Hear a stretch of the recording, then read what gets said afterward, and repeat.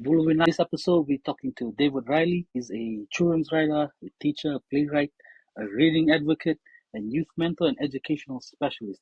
And I'm really honored to have David here. He's done so much for the community, for Pacifica, for New Zealand, for the students there. So it's an honor to have him here to get behind, just to get into his the mindset of David Riley and to see what motivates him. So, Bulu Vinaka and Kia ora, David. Well, Alfred, it's an honor to be with you and to share this time with you as well. Thank you so much. Vinaka, man. So I just wanted to, just to ease into things, like I said off air, I wanted to get to know you and I wanted to get to know your mindset, your psychology. So could we just start off with your name? Because I'm a big believer in names, weight carrying an importance. And I'm sure you know that I read I read the bio that you have, and you have a really really good bio about where your family comes from both sides.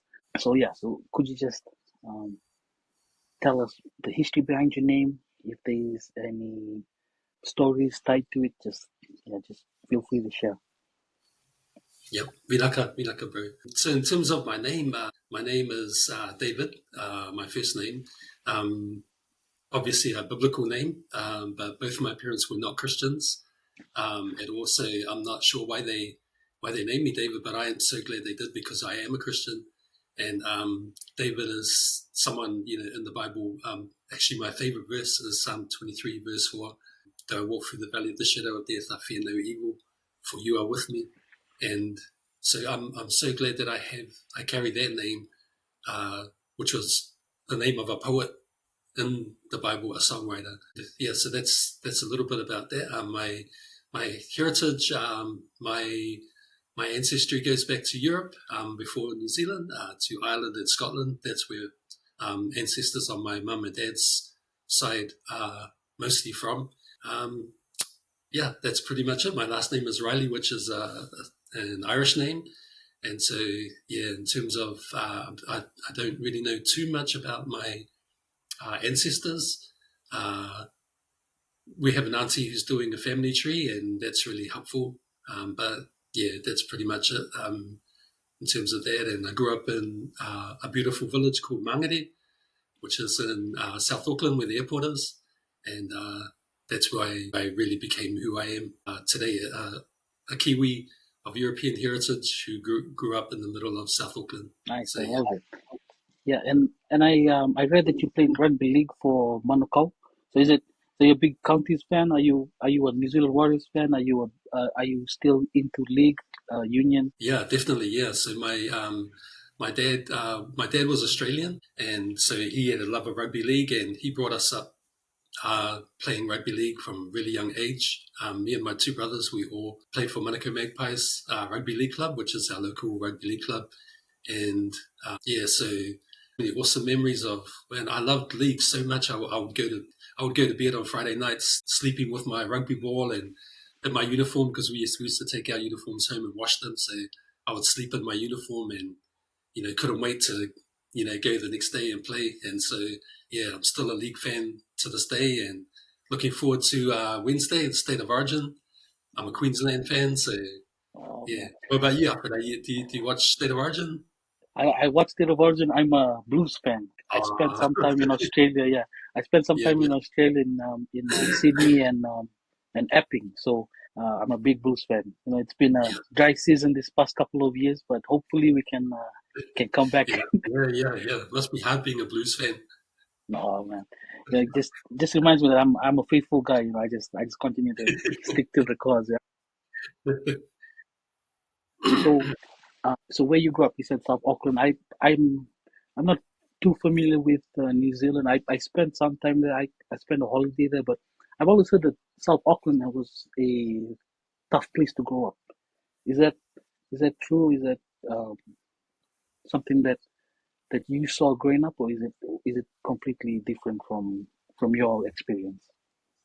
Yeah, I think in terms of media, the media paints it as that there's a lot of challenging things, but I'm sure no different than most communities. But the thing that stands out to me the most is that it's like the home of Pacifica people in New Zealand, and Maori people. For me, I was so blessed that my parents decided to move there. Of all places they could have chosen to move to in the early 1970s, they chose Mangere. And if it wasn't for that, then I would not have been surrounded as I grew up with Maori and Pacific friends.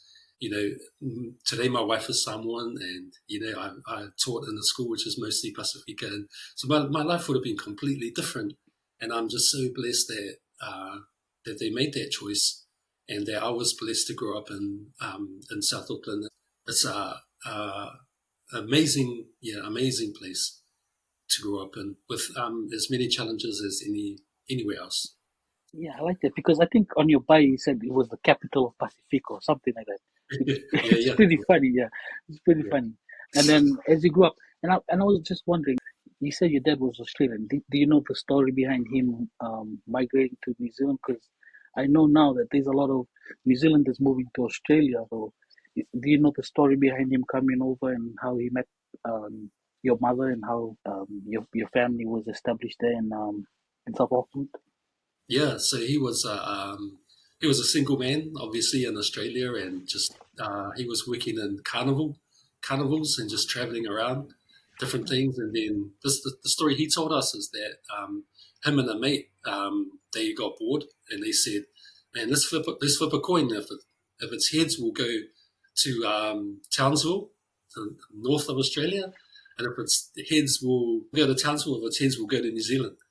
Was head, so they came to New Zealand, and my mum had left home at the age of 15. I lived in a little country town called Tikawiti, and went to Auckland and was staying in a boarding house and doing nursing, and yeah, and then that's where they met, and it's just a really different life back then, because I have two daughters. There's no way that I would want my daughter to leave home at 15, to go and live in the big city, and yeah, on her own is really different. So there's a lot of things. I'm sure your parents are similar, Alfred. A lot of things in our parents, they seem to be pretty tough, mentally tough people back then, eh? And yeah, so and they would take risks. I feel they would take a lot of risks. About maybe they felt brave, or they didn't see them as risks, but both of my parents both took risks,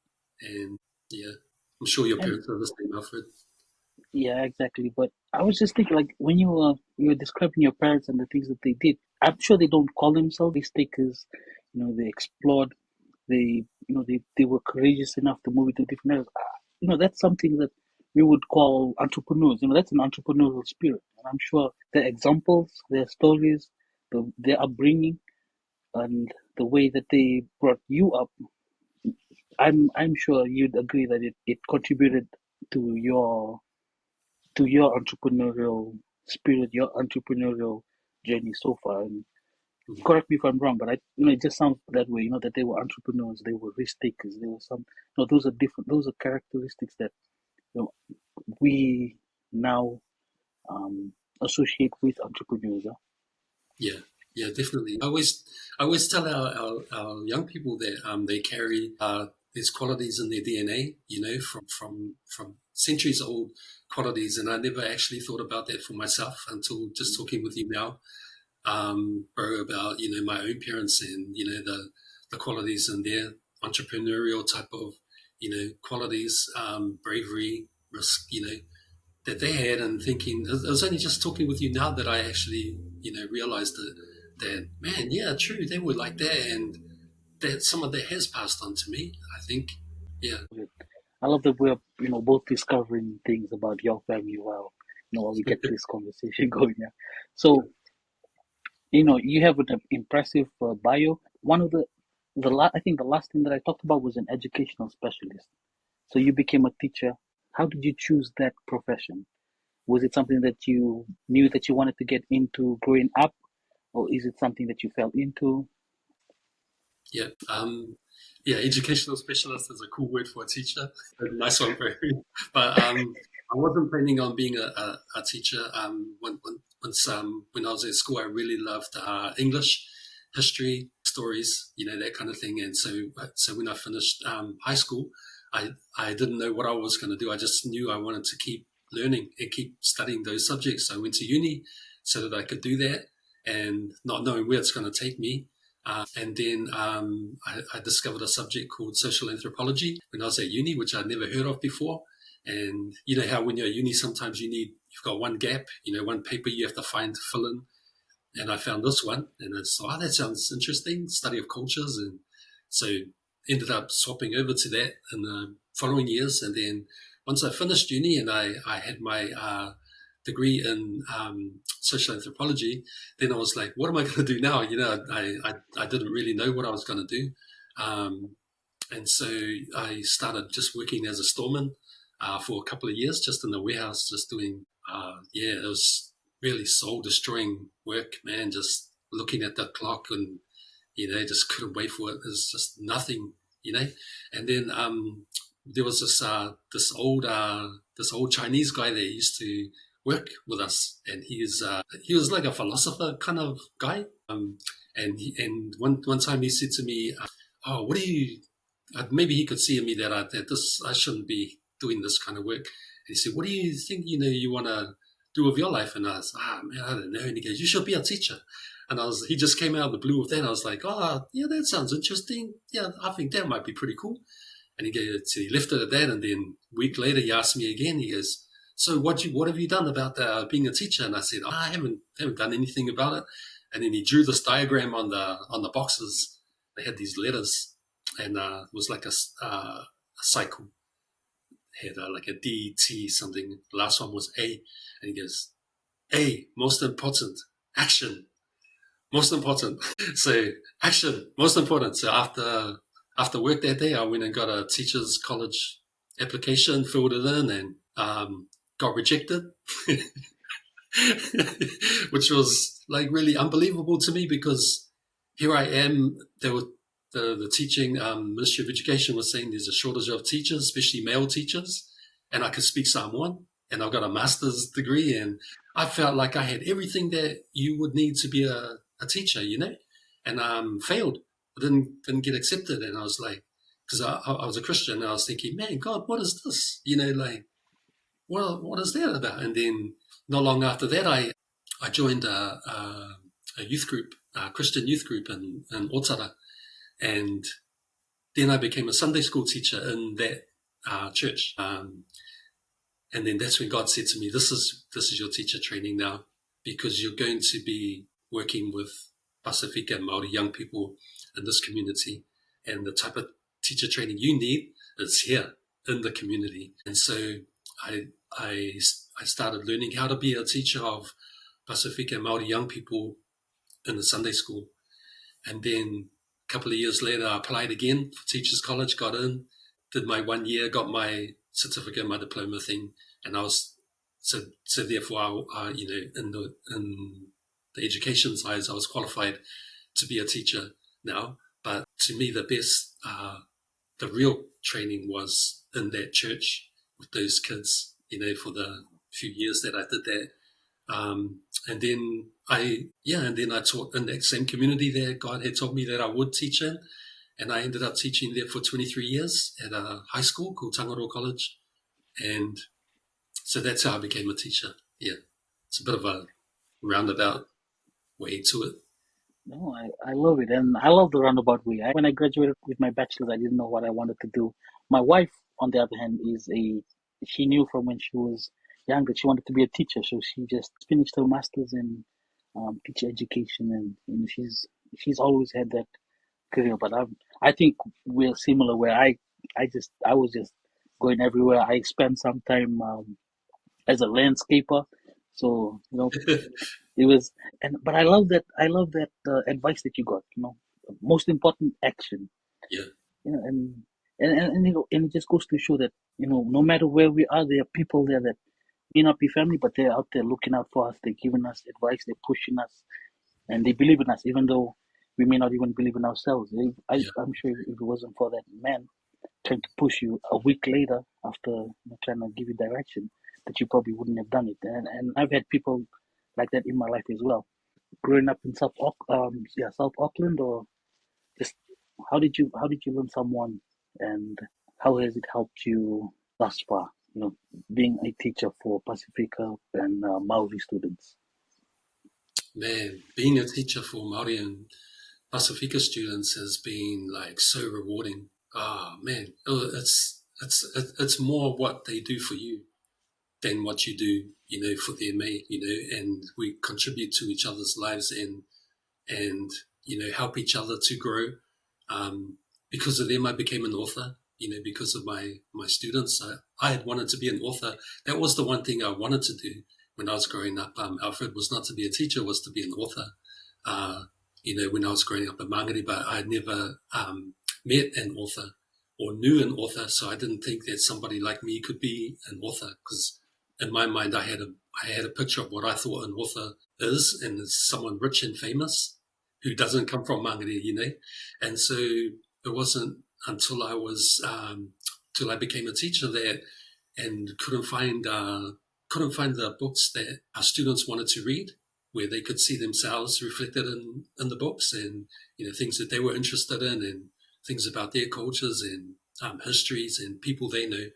Couldn't find any books like that motivated me to start writing books, and so therefore helped me to achieve a dream that I had wanted since I was a child. And now that's what I do full time. And so, it's because of those young people, those Pacific and Māori young people that I worked with. Because of them, they helped me to achieve something that I wanted to do. And they helped me along the way as well to learn how to be a teacher and how to work with teenagers, and uh, how to be like all the different things you need to be as a teacher. Like sometimes you need to be a motivator, and sometimes you need to be firm, and sometimes you need to be an encourager, and sometimes you need to be a connector. There's so much things that you learn yourself, as you grow in the teaching and craft of teaching Pacific and Māori young people, because that's where I was. School that I taught at only had like 3 or 4 white kids every year. It was all Pacifica Māori young people. So you grow with them and learn, and hopefully become a better person through the things that they teach you. And yeah, it's a blessing. It's an amazing blessing for me. Yeah, and I like what you said about not only being that teaching isn't just a one-way street, that you also learned from your students, because I read a blog that you did. It was a blog that you did in 2015, and the title of it was "To Really Know Our Students," and that was when you wrote about an experience you had with, and you had changed the name, but it was on in the blog. It was the story about Samu, who was always late to school, and you had approached him to ask him why he was late, and then he told his story, and then and I got a quote from there, and you said, "My question changed from why you come so late to school to where do you get the strength to come to school at all." Yeah, So the thing I liked about that blog was it changed your perspective. For you to change the question around, it came because your perspective changed, because um, you gave the time to know your students and understand his plight. So is that one of the lessons that you think you learned as your time as a teacher? Is it um, to actually get to know your students as individuals rather than being a teacher and just giving off homework, just trying to teach them instead of also yeah, getting it being a reciprocal relationship? yeah, definitely. Yeah, it's crucial. Crucial because our young people they're people. They're people. They're not robots. They're not machines. They're people, and they have lives, and they have families, and they're with you for 1 hour a day. Maybe, and that's it. And then once they leave you, they're not consumed by you. And thinking about just what your interactions with them. And so it's really important to to try and understand their worldview and their things that they're going through. And it's easy if you don't. It's easy to judge. It's easy to think. Like I was initially doing with that young man. It's like, man, why does he always come late to school? It's a real pain. Like he's always coming late to our rehearsals, and he's like letting down his group. These are the thoughts that. But then it's so important that we don't we that we dig, that we dig a little bit deeper and we try and find out, if there's things, that's causing that, so that we can have more empathy and understanding, and also then we can flip it, like, you said, to it's more admiration than disappointment. It's more of admiration of, man, you still come even though you're going through this stuff. So, yeah, it's humbling when you hear some of those stories, because it challenges your own assumptions and prejudices, and it's really good for that, for us to keep questioning ourselves, and because we want the best, for our students. I'm sure your wife will be the same. We want the best for them. We want them to achieve the greatest they can, and sometimes our mind is too much on that, and not as well as understanding, yes, we want them to aim high, and we want to stretch them, and we want them to achieve all they can. But we also have to have empathy and understanding of who they are and what they're going through in their lives as well. So, yeah.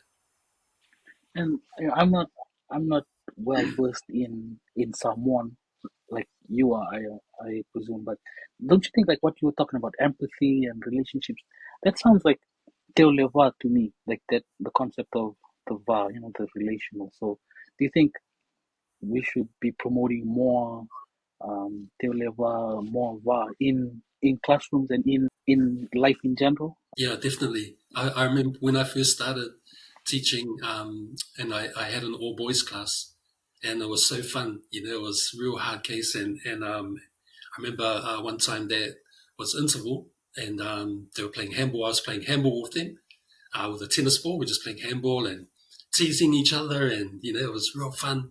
And our old teacher walked past, and she goes, "You shouldn't be playing with the boys like that. Shouldn't be playing with them." Her mindset was like, there's a distance that teachers keep between them and students, and I was like, nah, for myself, I could never agree with that type of attitude. Like, I always feel like I want to build relationships, and I think that's because of my learning and Sunday school teaching.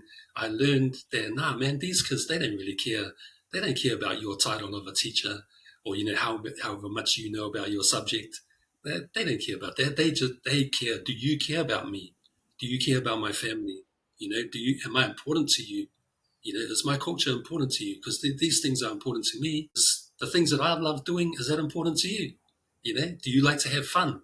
These are things that and if you show that, yes, all those things are important to you, then they're more willing to listen to you when you want to talk to them about Shakespeare, or other things, because you've made a bridge. You've made a bridge, and you've shown respect to their world, and then they will show respect to your world, but not by you setting yourself up as, some kind of status authority figure. Nah, they don't care. They don't care about that. They're not interested. You may have all the degrees in the world. They don't care. It means nothing to them. But if you play handball with them, and you start teasing them, and they tease you back, and you can take it, and then your knowledge is more welcome, because you've shown respect, and you've shown relationship. You've shown that you're a human, a real person.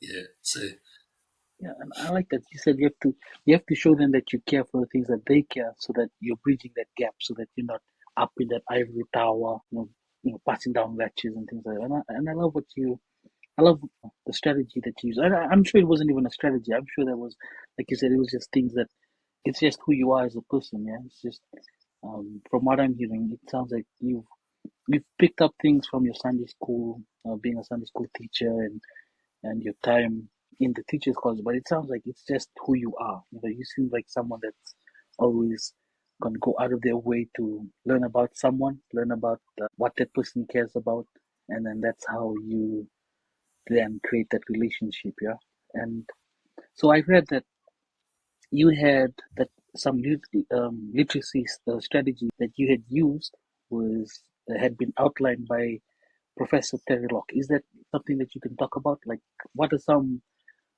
strategies that you use to teach that Professor Locke found interesting or found unique that he had to talk about? Yeah, awesome, bro. I think man, it's not complicated. It's the main thing that I always try to do is just try to make it relevant. That's it. So if I'm working with a whole lot of Pacifica young people in Otara, what do you guys love? Tupac. Okay, let's do some study on Tupac's poetry. So we would do, so we would study, Tupac's poetry, for example, or we would study a Samoan novel, or I would look for, like, in the story of Macbeth, I would look for the similarities between that and Samoan culture, and what happens when a high status person comes and wants the title that someone else has. Someone else has this title. What happened? What are some of the things that can go wrong? When people are battling over Matai titles, or chiefly things in the village, is something that they could relate to. Yeah, it's nothing complicated. Also, one time we had a head of our department who came from another school. She came from a school called King's College, which is like a private boys' school, mostly European young people, wealthy families, and she put this she put this book list in all of our pigeonholes, all of us English teachers' pigeonholes, and it was this list of books that they studied at King's College. And when I read it, bro, I was like, nah, no way, man. I scrunched it up and threw it in the bin, because there's no way that this reading list had anything to do with the young people we were with. Like, you can't try and, like, impose some other schools curriculum and materials onto these young people, because they're different. They're not the same. It's not better or less. They're different. We have to show our young people that they belong in education, that their knowledge, that their backgrounds, their stories belong in education as much as anyone else's do.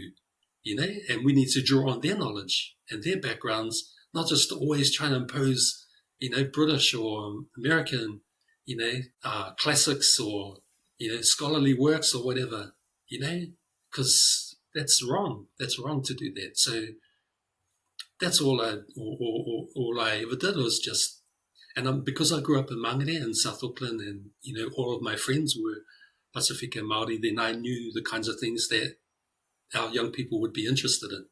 So we would do some martial arts. We would study like a martial arts film, or Motown, and try and find ways to incorporate this type of stuff into English curriculum. Um, and that's all. Yeah, that's all I was trying to do, because you're fishing. You're fishing. You're trying to, like, catch these kids. You're trying to catch their attention. You're trying to catch their willingness to learn, and you've got to use bait that's attractive to them. Otherwise, they're not interested. So yeah, Yeah. So what I got from that is it's just trying to find the right context. It's just trying to put things into the right context that they would enjoy. Yeah. yeah, You talked about Tupac and using his poetry to get kids interested in writing. So I also read that you had a rap club that you used for as a class. You had a rap class.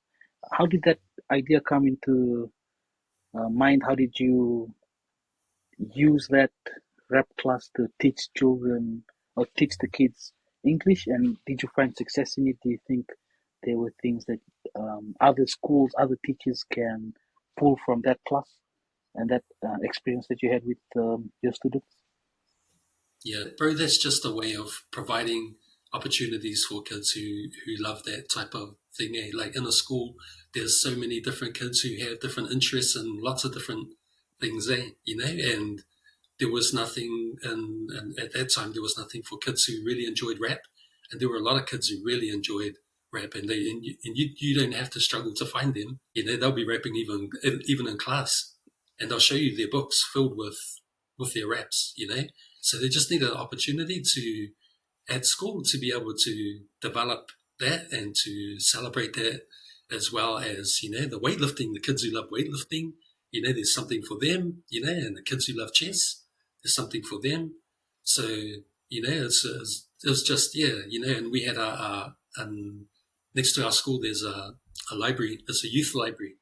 It's only one of two youth libraries in New Zealand, and the manager of that youth library at that time he's a Niuean Tongan, and he was into rap. So he used to come down at lunchtime, and he'll work with those young people in the rap club, and then we would invite artists to come along and work with them as well, and just help them to develop their skill. And they even recorded their they provided some beats for them, and they recorded some of their raps as well, because it's not something I know how to do. I don't know how to rap. One thing that teachers are really cool thing that we can do is connect, as if we can find the interest that young people have, especially those young people who are on the edges, on the margins, who don't seem to be catered for, but yet they have skills and they have interests, and try and find people who can help them to grow and develop those interests, and then they may feel more belonging at school, and that who they are is welcome at school as well. That's how I always saw my role, is trying to be somebody to connect them to people who can help them grow.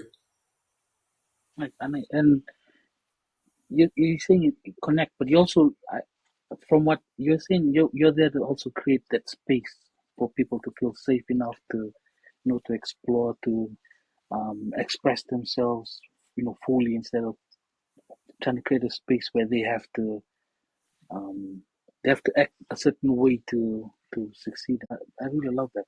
And there's something that I saw from your blogs. Yeah, there's a trend where a lot of your blogs are based on sporting events. Was that a conscious decision? Was it writing those blogs based on sports because of your own interest in sports, or were you aware that sports could be used as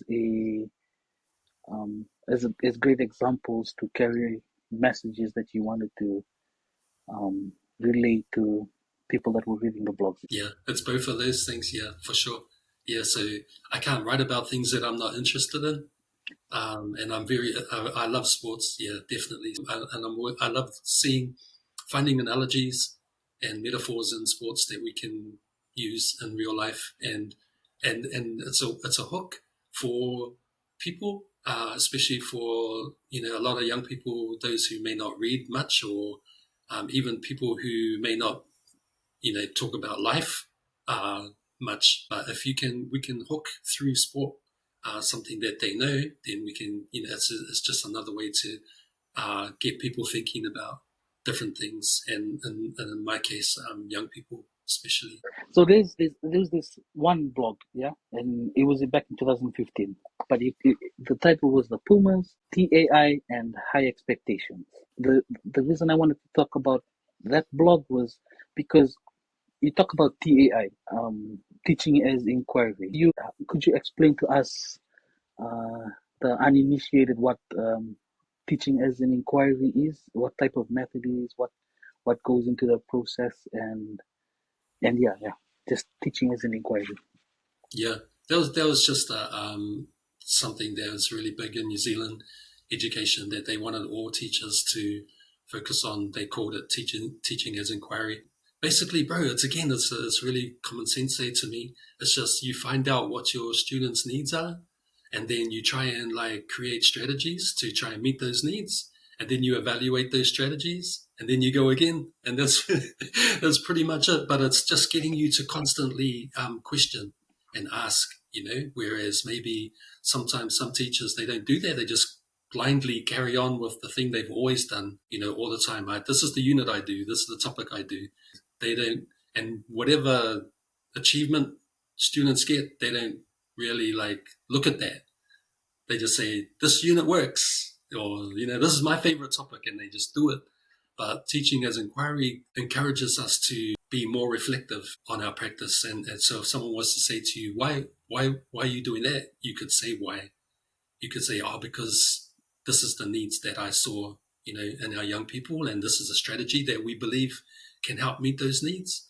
And, this is our evidence, for believing that, and, including the students' voices as well. And yeah, and then at the end of it, we're going to evaluate it.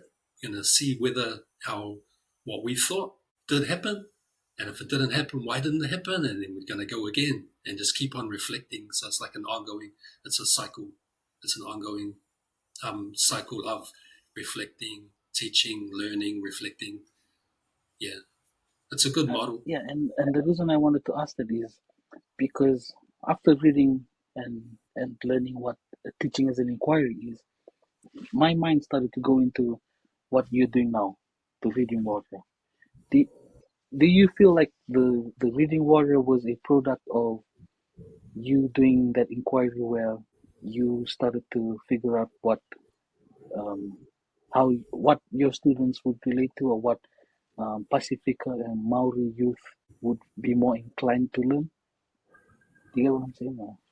Yeah, yeah, definitely. Because in terms of when it came to reading, if you put a book in front of them that has someone that they're interested in, that they like, it's more likely they'll pick up that book and start reading it, and not even realize I'm reading right now.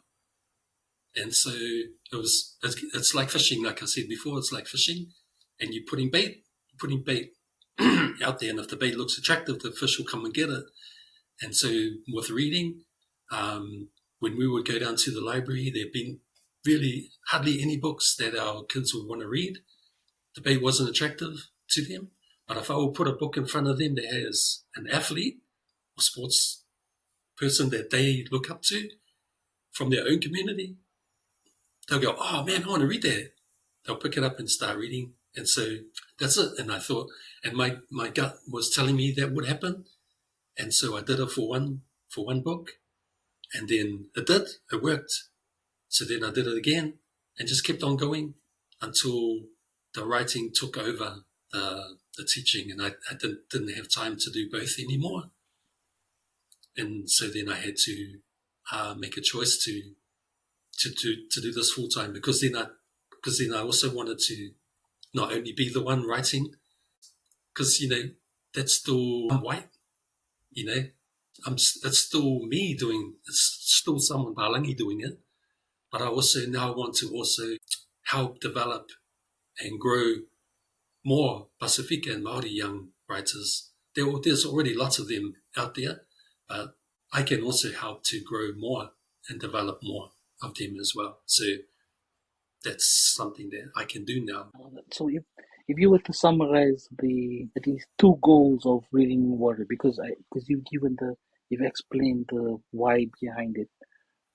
What would be two goals that you have right now for the reading warrior? One personal goal that I have is that I want to be involved in making some plays, theatre shows, and putting stories on stage that are Pacifica history stories, especially, and being involved as someone playing a part and helping to put some stories on stage, because there are so many powerful and beautiful stories to be told from our part of the world, especially history, because I'm very interested in history, to share those kind of stories so that more people will know about some of the things that have happened in the past and how they influence us today, and how they can, and the things that we can learn from past to help us today, but also things that help explain why certain things are the way they are today, because of historical events that have happened. So that's something I really, and to do that, I can only do that through teaming up with Pacific theatre makers. And so that's a dream that I have, to do that. Because my last 10 years of teaching was drama, and was working in theatre and creating plays with our students, creating theatre shows, which were always based on Pacifica and Maori stories, because that's who the students were. So that's one of the main goals. And a second goal to help create more content written by Pacifica. I think especially Pacifica storytellers, to help them create more written content in book form. I really love the passion that you have because it's really obvious how much passion you have for the projects, how much passion you have for literacy, how much passion you have for the Pacifica and Maori youth. And honestly, I wish I had you as a teacher because I think I would have had more clarity about what I wanted to do earlier on if I had teachers like you. Yeah. So I just wanted to pivot just a little bit. But you said that you're not a teacher anymore. That you're going full time into. You've been writing full time now. Yeah. What was? How did you know that it was time for you to finish, end your career as a teacher, and go into writing full time? How did you know? And was there? What was the conversation like between you and your wife, who I have to mention is Lau Ano? How Yeah. was the conversation between you two? Was it because I would say because my if I was to drop my day job and jump into something, my wife Yeah. would have a lot to say about it. So, Yeah. what was the conversation like? How did you know it was time to pivot? And is there any advice you have for people? How would they know that it's time to pivot to that? Yeah. Man, I don't know if I have advice, bro, but I can just share what happened to me. So I was writing, I was teaching full time and writing. And so I was only writing like two books a year, maybe. And I'll be writing mostly during the school holidays. Plus, we had a young family as well. So writing when they go to sleep. Um, and then, there was, I think it was around 2015 or so. My principal said one day, "How's your writing going?" And I said, "Oh, I wish I had more time. It's really hard finding time." And she said, "Well, if you want to, we'll support you. You can to be part time teaching." When talk to my wife about it, like you said, bro, the wife comes first, and talk to my wife about it. If I was going to go part time teaching, which means lose half my pay, which a teacher's salary is guaranteed, so that's a big call to do that. And so we said, okay, let's try for a year, and if I can make enough income from my writing that we won't be affected too bad, then we can keep it going. So we did that.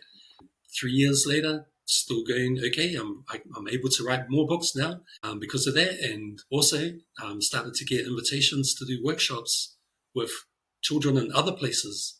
So I could still teach. I could still keep teaching, but not just in one place. I could go different parts of New Zealand and even Cook Islands and go there and work with children, which was really awesome. To be able to say yes to people who asked me to come and especially work with. They would want me to come and work with the Pacifica boys a lot. Were the ones that they wanted me to come and do stuff with because they knew that was my background. So after a few years of that, the accountant at the end of every year, you have your meeting with accountant because I realized, man, I have to get an accountant because I don't know what I'm doing, like tax and all that stuff. Now I have to take care of that, stuff.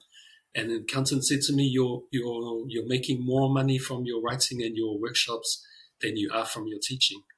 And when she said that to me, I was like, "Man, I had no idea that that was the case." Because I wasn't doing it for that, bro. I was just doing it because of the love for it. But now could see, okay, I can make a living from this now. It's comparable to my teaching salary. So then, the end of 2020, after lockdown, I just knew that my energy for teaching was not the same anymore. The passion for it was not the same. And our kids always deserve our best. Our children in schools, they deserve a teacher is 100% passionate and committed and in. And I knew at the end of that time that I wasn't. I was like, man, no, I feel like I'm going more this way now. I'm getting more. I was getting even more requests to do projects, and then having to ask for leave. from school, and that's not fair for my students and school, for me to keep on asking for leave all the time. So then I realized. So then we had another talk, with my wife again. Okay, what do you think this time is to leave my teaching job altogether? That means no more guaranteed income, and just try and make a living from being a writer and also a teacher, with kids in different places.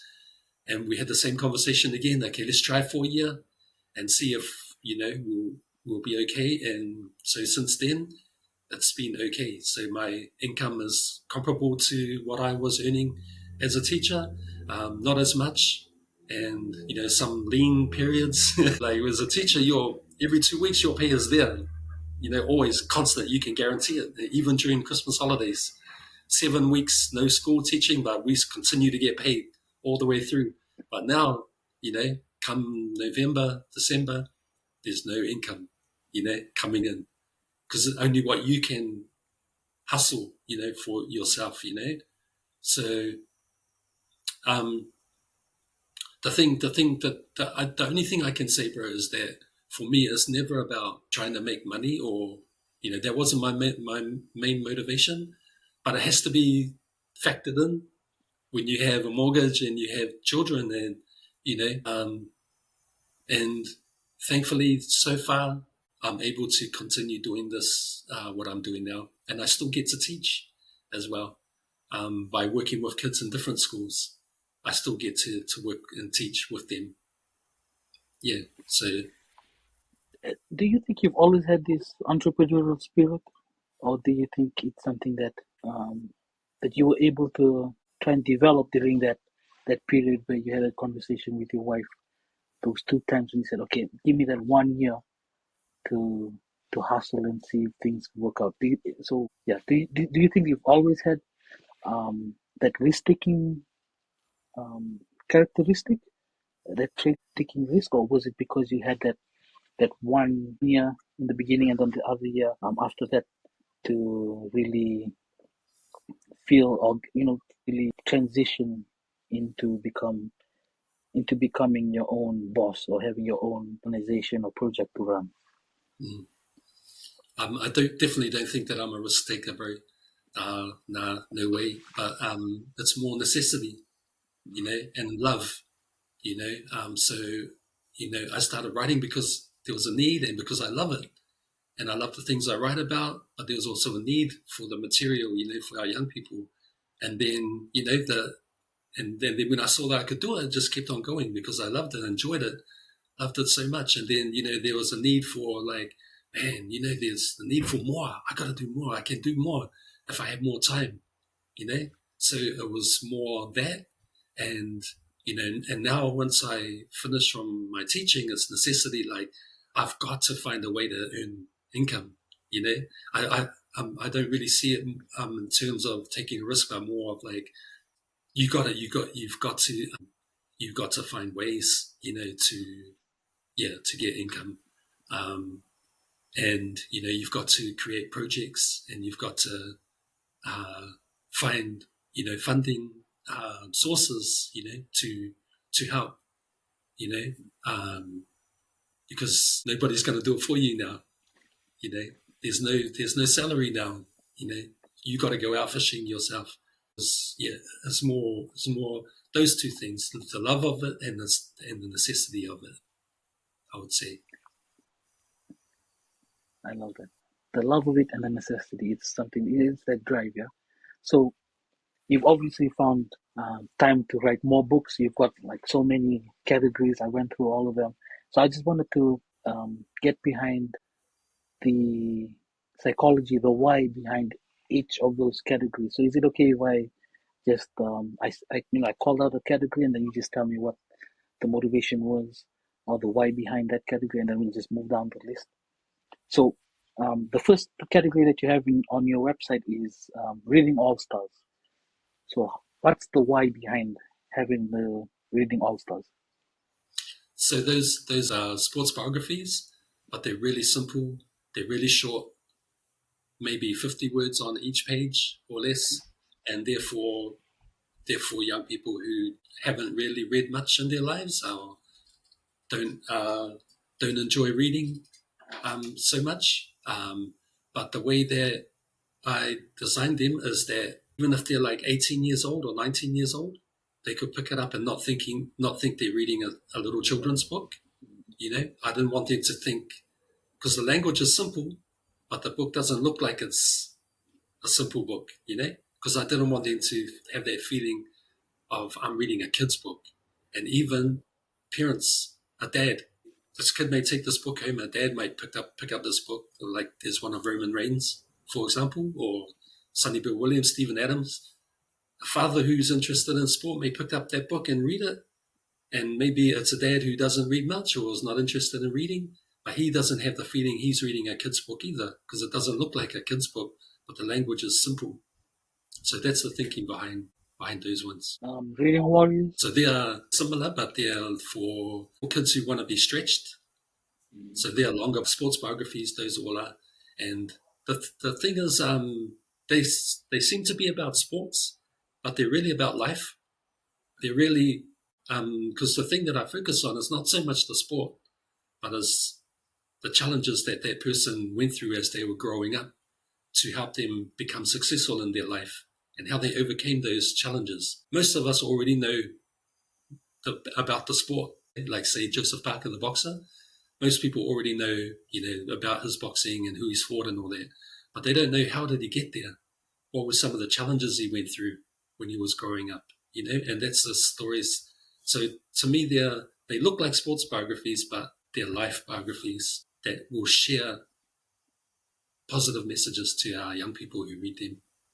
Yeah, I like it. And from what I'm getting and what you've mentioned before, is sports is just the bait. Yeah, you're fishing and sports is the bait that you Yeah. kind of attract the people to. I love that. So this one's a bit different. Wahine Tora, is it? Because it's not sports really.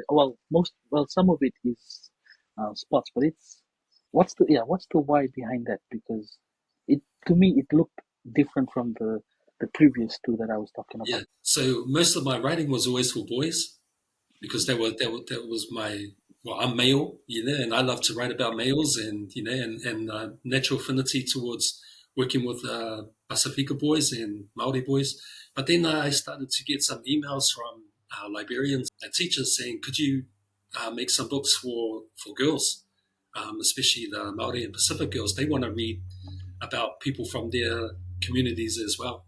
And so that's why I started that series. You can see that they're mostly all Maori and Pacifica and achievers in different fields, like Camelia the pilot, and Lupe the doctor, and Donna the brain surgeon.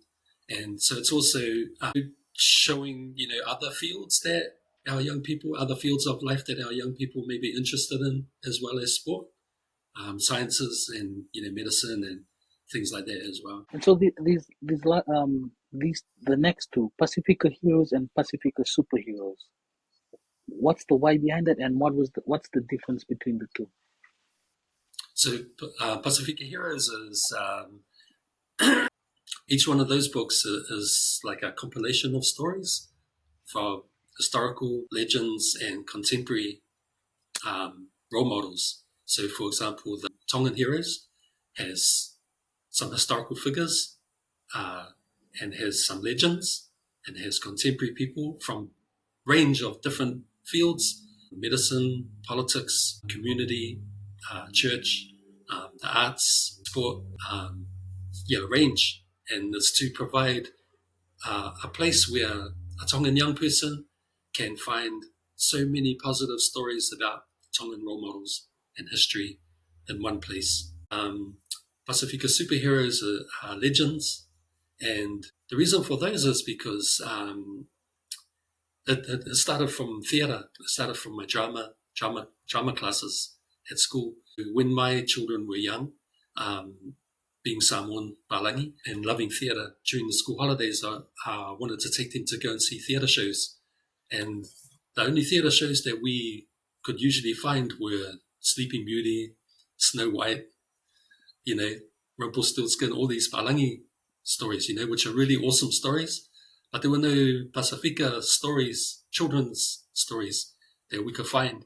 So then I said to our students at school, hey guys, let's we've got so many superhero characters here in the Pacific. Eh?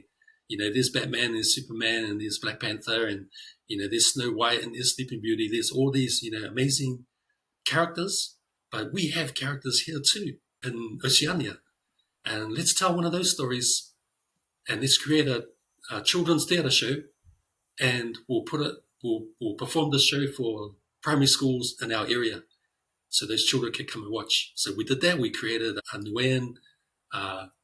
We told a legend of a Nuan hero called Laufoli, and we made it into a children's theatre show. And we invited all the primary schools in our area. They came and watched. And so my thought was, these Pacific and Maori children are watching a Nuan story on stage about a Nuan superhero formed by Pasifika Maori young people celebrating a Nuan story, a Nuan superhero, so that they would always know we have stories, we have superhero stories here in our part of the world. And so we did that every year. We'd make a different one. And then my thought was, man, how can we also make it into a book so the kids can take the books home, so they can actually keep a record of that story. And so decided to turn those into books, into legends. And so they're bilingual, and they're also narrated by people from the community, and there's music and all that, so the children can listen to the story being read to them as well through audio, through a QR code inside the book. The children can listen to the story at home, and the purpose is so that our children will know about our Oceania superheroes that we have, so they can sit up there alongside Black Panther and Wonder Woman, Superman, Sleeping Beauty. We can also have up there Laufoli, and we can have Maui, and we can have Sina, and we can have Tingero, and we can have, all these people here to sit alongside them in book form. So that's the purpose for those. Yeah, I love the vision because I'm a big comic book fan. So, the vision that you're creating is, I'd love for my children to grow up and have typical superheroes, in comic book form, in book form, and hopefully animated movies. So maybe you should get into creating some of these animations. So you also have a play, Rock Bottom, and then book, and then a workbook, Read to Success, and then the student publication. So how did those three different categories come into mind? I know you've talked about the student publications, but maybe if you wanted to, just give any more feedback about that one. Yeah, so they all that work came out of working with the young people. So the play Rock Bottom came from my drama class and us working together on a story and collecting stories from different people in the class and some other people they knew, and then put it all together in the form of a play. The Read to Succeed was similar to, was from when I was teaching English and just needing context that, give our students reading comprehension skills by using All Blacks to, stories about All Blacks as the hook for them. Because, if it's a story about an All Black, they'll probably be more interested to read that story. And then I can teach them some reading comprehension skills alongside that. And the student publications ones is the one that I mentioned earlier, that is all about growing more Pacific and Maori writers and storytellers in primary school, and helping them publish their own writing, seeing themselves as authors. So because when I was their age, I wanted to be an author, never thought I could do that. And now now I can show them that you can do that, and show them how to publish their own stories, own them. They own the stories, their photos, their names on the books. They are published authors at a young age, and hopefully some of them will continue with that and do more. So that's what that is. I love that representation. Yeah, I'm sure there's a kid from South Auckland that's living now, that's growing up right now. They have someone to look up to. Someone that's an author, someone that's a playwright, an author. It's amazing what you've done, for the people. Yeah. There's something that I wanted to ask, and I'm sure, I don't know if you realize this about yourself, or if you're conscious about it, but I think that you're a great networker because the amount of like the people that you're collaborating with to write books about and to use their stories to connect with the youth. They're pretty famous. Like for example, Easy Andesanya, Easy if you're gonna listen to this, Bulu Vinagabras, Michaela Blythe. So how did you become a good networker? Was it just because of the passion or were there strategies that you had to use to connect with people? Um, how hard was it in the beginning? Because I assume it's easier now to connect with other influencers and sports people. Tell us the secret if you have any. To be honest, bro, I don't think that I'm a great networker. I think it's more like finding people who support the same things that you do, and they hear your heart for it. Like Israel, for example. When I said to him, Z, I'd like to share about your story for young people who don't really enjoy reading that much and need some inspiration, and who wouldn't say yes to that, eh? You know, and so he said yes to that because he feels that way as well about young people. He wants to be a blessing to young people. It's it's finding those, and some people say no to me, and that's okay. Sometimes they say no, we don't want you don't want you to write a story about me or whatever, and so it's not always a yes, but when it's a yes, it's really awesome because I know that those people have the same heart for young people, that I do, and they know they have a platform, and this is another way for them to share, their story with young people, because a lot of times the young people won't really hear their stories, like they won't listen to podcasts, where the athletes share their stories, that's something that we do as adults, or they won't read articles online, about these guys sharing their life story, But if it's in the form of a children's book illustrated, they will. That's a way that they'll be able to share in that story as well, and hear those stories. Yeah, that's the main thing, bro. It's just I'm really curious. Like I know you are. I'm really curious. I love to hear stories, and I love to hear people's stories. And whenever I hear an athlete in an interview or read something about their life, it catches me that I think, hey, this is the same values. Again, then I try and reach out to them and ask them, would it be okay for me to do this? And most of the time they say yes. Sometimes they say no, and that's all it is. Yeah, it's not.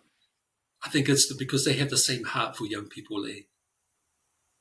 Now, and this is way off the list of questions that I wanted to ask, but I think you really touched on something important here that I don't want to just brush off. You said that most of the time they say yes, but sometimes they say no. And as I know a lot of Pacifica and Maori youth, I was the same until only recently, where I was scared of rejection. I was scared of trying to put my foot out there or put my name out there and then getting rejected, getting ridiculed for trying to do something. How did what would your advice be to people that don't want to venture out of their comfort zone because they fear rejection? Yeah, Something or advice or what you've done personally to overcome that. mm. Yeah. So that's part of everyone's life. I think just knowing that that's normal. Rejection is normal, and there's gonna be people that don't believe in you. There is gonna be people like that, and there's gonna be people who think that what you do is rubbish and not good. And I think it's for me, it was understanding that that's normal. For there's people like that, they don't believe in your work, and that's okay. It's like the first book that I wrote was rejected by publishers. Um, so that's where I learned how to publish myself because I believed in it. Like I believed in the story about this rugby league player named Benji Marshall, and I believed that young people would want to read about him because I worked with those young people.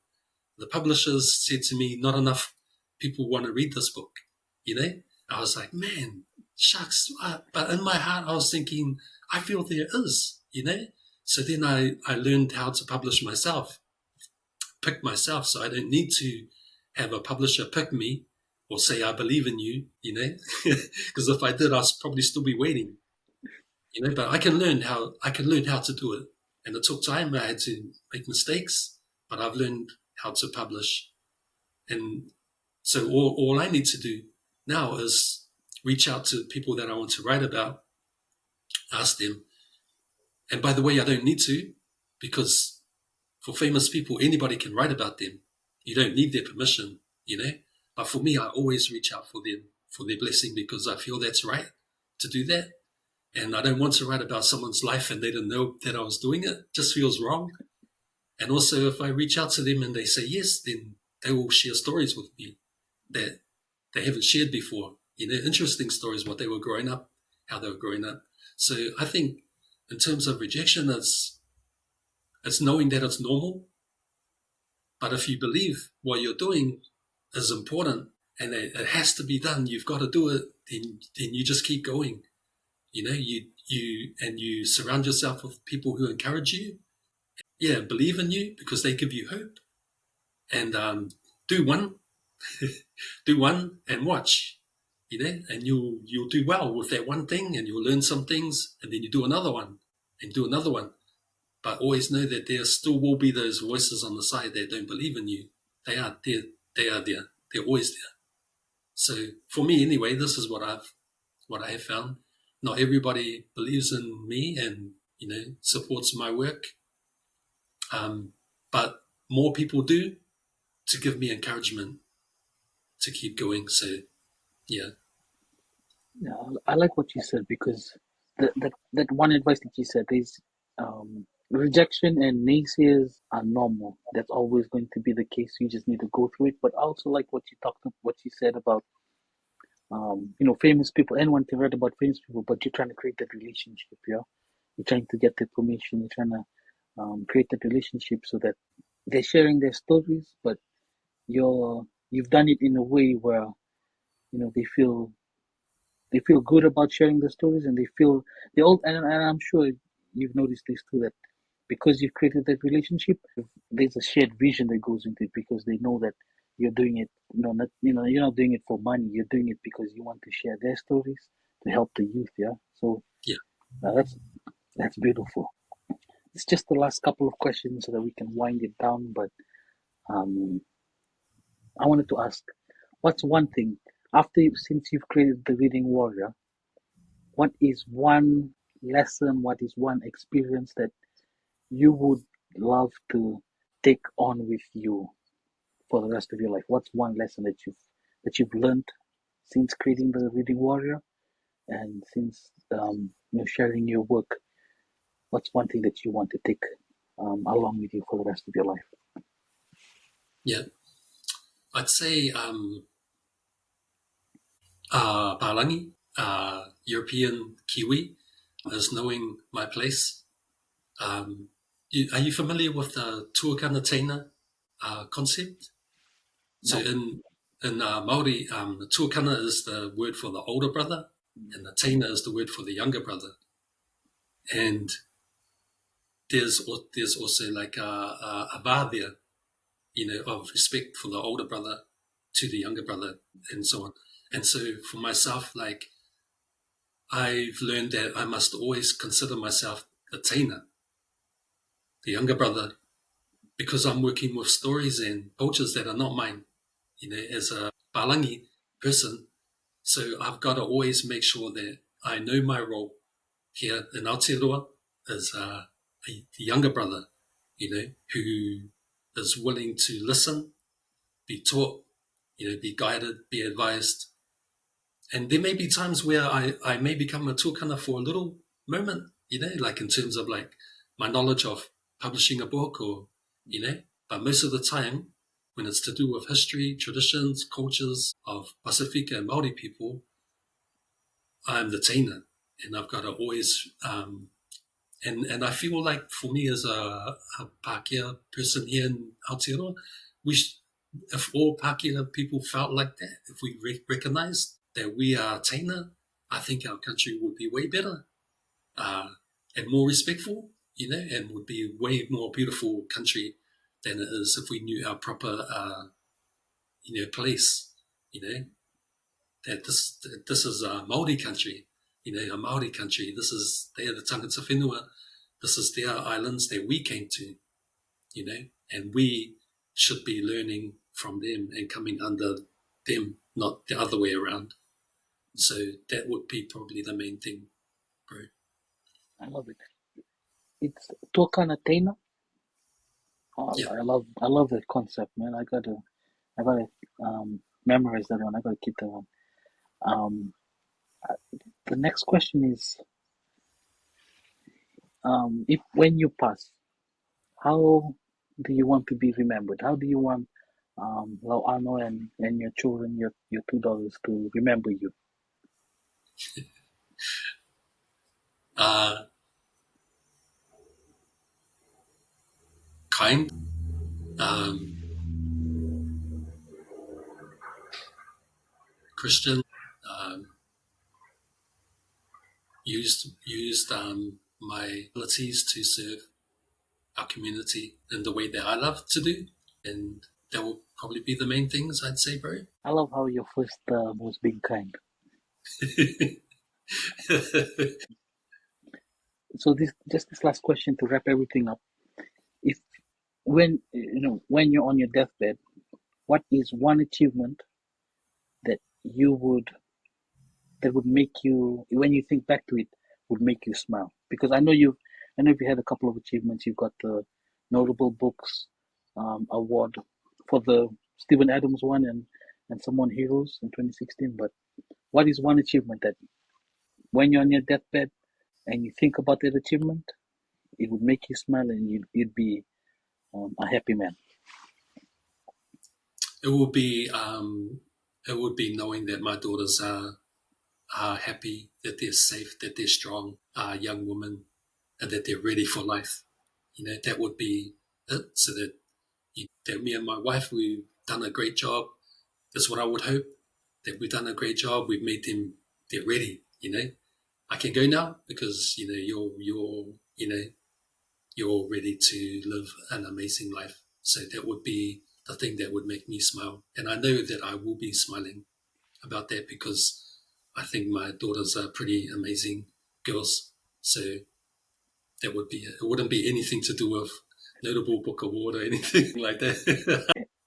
The thing I love about that is, even though you've achieved a lot, you're an author, you're an accomplished author, you're someone that's done so much and should be awarded with every award there is in Pacifica and in the world, that it goes back to family, that your your only thoughts are on ensuring that your daughters um become the women that you envision them to be. And that's beautiful. It just reminds us that it reminds me that despite everything that I want to achieve, it should always be about the family and about my boys. I got three boys here, so that's beautiful, man. But we're not going to live with brass. We're not going to live with.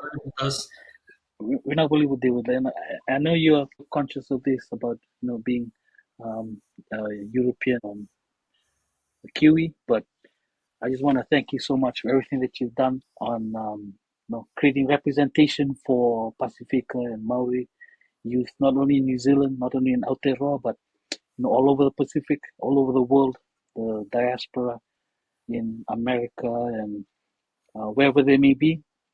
Thank you so much for creating representation for um, people to aspire to, for the youth to want to become, not only with your books, the achievements that you had yourself, coming from South Auckland, coming from Mangara, and being a warehouse worker to where you are now, being a teacher, being an author, being a playwright, being an inspiration. So thank you so much for giving your time. I know it's a holiday there, so thank you so much for not only giving your time, but giving your mana, giving your the passion that you have and sharing that passion with us, and um, just coming on here and spending your time with me and talking about the beautiful work that you've created and that you're sharing with everyone. So, Pinakwale Bras.